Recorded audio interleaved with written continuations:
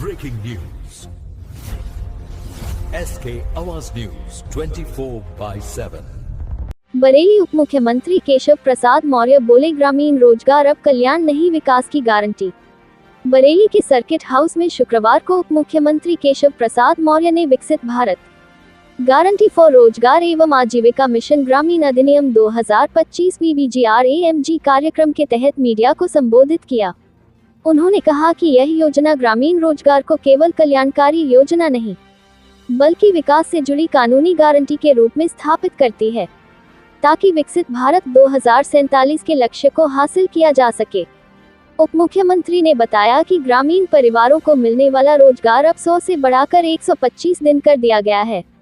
इसके साथ ही खेती से जुड़े कार्यों के लिए 60 दिन अलग से आरक्षित किए गए हैं, जिससे कुल 185 दिन का रोजगार सुनिश्चित होगा। यह अधिकार अब कानूनी रूप से तय मानक बन चुका है।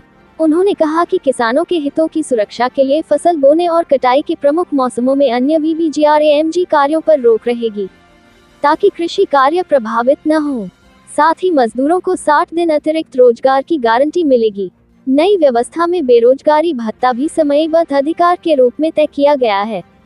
यदि 15 दिनों के भीतर काम नहीं मिलता तो भत्ता दिया जाएगा और जिम्मेदार अधिकारियों की जवाबदेही भी तय होगी। भुगतान में देरी होने पर 7 दिनों के भीतर ब्याज सहित राशि देने का प्रावधान किया गया है। योजना में पारदर्शिता बढ़ाने के लिए आय आधारित धोखाधड़ी पहचान, GPS मोबाइल ट्रैकिंग, साप्ताहिक डेटा प्रकाशन और साल में 2 बार सामाजिक ऑडिट अनिवार्य किया गया है। साथ ही केंद्र और राज्य स्तर पर निगरानी समितियां गठित की गई हैं। प्रेस वार्ता में सांसद छत्रपाल गंगवार, राज्य महिला आयोग सदस्य पुष्पा पांडे, जिला पंचायत अध्यक्ष रश्मि पटेल, विधायक संजीव अग्रवाल, MLC कुंवर महाराज सिंह, पूर्व सांसद धर्मेंद्र कश्यप सहित कई जनप्रतिनिधि और पार्टी पदाधिकारी मौजूद रहे। SK आवाज संवाददाता अमरजीत की रिपोर्ट।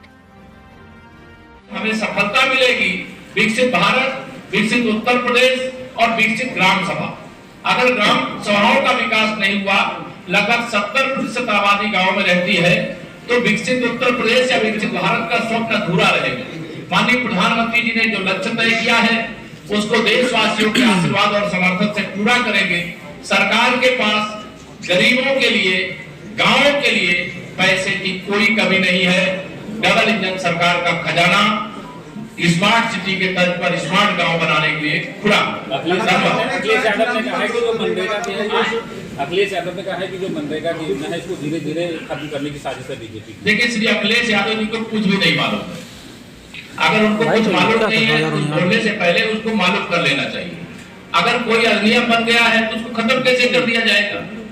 इस देश के अंदर हम गरीबों की पूजा करते हैं, गरीबों का सम्मान करते हैं, जो मजदूरी करके परिवार का पालन पोषण करते हैं, उनके जीवन में कोई दुख ना हो, इसको दूर करने के लिए माननीय नरेंद्र मोदी जी के नेतृत्व में देश में आदरणीय योगी आदित्यनाथ जी के नेतृत्व में प्रदेश में सरकार जब से बनी है, 4 करोड़ गरीबों को घर दे चुके हैं।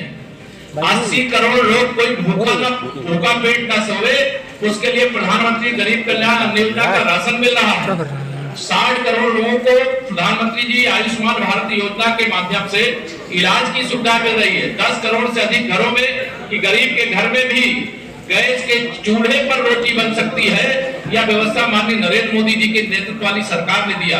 गरीब भी पक्के घर में रह सकता है, गरीब भी बिजली की रोशनी में रह सकता है, गरीब के जीवन में कोई असुविधा ना हो। हर घर नल से जल इसी योजना का परिणाम है कि गरीब अमीर आदमी के घर में पानी पाइपलाइन से जाए, अच्छी बात है, लेकिन गरीब के घर में भी जाएगा।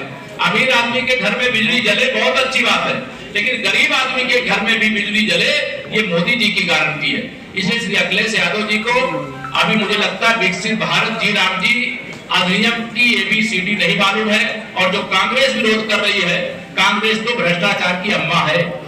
वो तो चाहती कि केवल भ्रष्टाचार करने का रास्ता बना रहे, तो देश को और देश के गरीबों को लूटते रहे। तो मोदी हैं तो ये मुमकिन नहीं। धन्यवाद। अखिलेश जी का कहना है कि उत्तर प्रदेश में अनुसूचित जाति लोगों का शोषण ज्यादा हो रहा है। मेरठ में एक महिला की हत्या कर दी गई और बालिका को उसकी उठा लिया गया। 48 घंटे बाद भी अभी तक यूपी पुलिस उसका खुलासा नहीं कर। ये दुखद दुर्भाग्यपूर्ण है, लेकिन जो भी अपराधी है, जिसने भी बेटी का अपहरण किया है, पाताल में भी छिपा होगा तो खोज निकालेंगे, और जिसने भी उस बेटी की मां की हत्या किया है, उस हत्यारे को भी जहां भी होंगे उनको खोज निकालेंगे, उनके खिलाफ कठोर से कठोर जो कानूनी कार्रवाई होती है वो होगी और उनको सजा दिलाने के लिए ठोस पैरवी की जाएगी। मंत्री जी न्यूज 18 से हूं मैं। जीराम जी को लेकर के देश के करीब आधा दर्जन राज्यों ने इसका विरोध की बात कही है, प्रस्ताव भी लेकर के आए हैं इसके खिलाफ। तो ऐसे राज्यों में कैसे करके इसको, लेकिन कांग्रेस एंड कंपनी, कांग्रेस सरकार जहां है वहां से विरोध होगा, या जो कांग्रेस के साथ दल है जहां उनकी सरकार है वहां विरोध होगा। देश इसका स्वागत कर रहा है। यह सवाल देश कर रहा है कि कांग्रेस बतावे कि अगर 100 दिन मजदूरी मिलती थी, काम मिलता था, और उसके बदले अब 125 दिन काम मिल रहा है, तो श्रमिकों का नुकसान कहां होगा? पहले भ्रष्टाचार के काम के नाम कागज पे काम होता था, अब धरातल पर काम होगा, तो इसमें गांव का नुकसान कहां हो रहा है? पहले मतलब कोई गांव का विकास हो रहा तो होता ही जा रहा है, कोई का नहीं हो रहा तो नहीं हो रहा था। अब कैटेगरी बन जाएगी ABC, जो पीछे होगा उसको भी बराबरी पे लाने का काम किया जाएगा। यही तो सबका साथ सबका विकास है, यही तो स्मार्ट सिटी के तर्ज पर स्मार्ट गांव बनाने का लक्ष्य है। अखिलेश यादव ने आज एक प्रेस कॉन्फ्रेंस कर कहा है कि यूपी में FIR आते बीजेपी परेशान हो। देखिए श्री अखिलेश यादव जी बहुत परेशान है। जब से बिहार का चुनाव प्रचार करने के लिए पूरी ताकत से गए, पूरी अपना दलबल उत्तर प्रदेश से समाजवादी पार्टी का लेकर के गए, लेकिन लौटे तो खाली हाथ। उनका कोई प्रत्याशी नहीं था, वो भाजपा को हराने के लिए गए थे, वहां भाषण कर रहे थे कि अवध में हराए हैं, मगध में हराएंगे। और वह मैं आपको ये बताया जा रहा हूँ, मगध में वो हार चुके हैं, जिनको जिताने गए थे वो हार चुके। और अवध में अभी 2027 में, अवध माने यूपी में उनका सुपड़ा साफ होगा। इनका फर्जी पीडीए की धज्जियां उड़ जाएंगी। ये गुंडों, अपराधियों और माफियाओं के गैंग का संचालन करने वाली समाजवादी पार्टी है।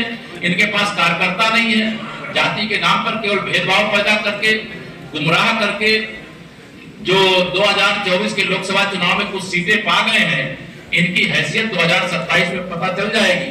जब ये मुख्यमंत्री थे तो उत्तर प्रदेश में हम लोग 73 लोकसभा सीटें जीते थे और 325 विधानसभा सीटें जीते थे। और मैं आपको कह रहा हूं कि 325 जो 2017 में जीते थे, उससे बड़ी विजय 2017